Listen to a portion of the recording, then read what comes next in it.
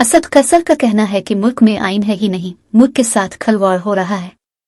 تفصیلات کے مطابق رہنما تحریک انصاف اور سابق اسپیکر قومی اسمبلی اسد قیصر نے کہا ہے کہ اسپیکر کو گلگت بالتستان اسمبلی میں جانے سے روک کر کیا پیغام دیا گیا ہے، اس ملک میں کون سا قانون ہے؟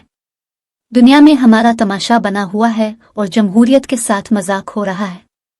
انہوں نے کہا کہ پی ڈی ایم سے پوچھتا ہوں یہ کون سی جمہوریت ہے؟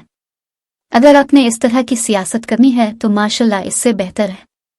دوسری جانب اسد قیصر نے ٹویٹر پر اپنے بیان میں کہا کہ مجھے خوشی ہے عدالت نے آج انصاف کیا اور پولیس نے تعصب کے بنیاد پر جو کیس مجھ پر بنایا تھا، عدالت نے پولیس کے موقف کو مسترد کر کے مجھے ضمانت دے دی۔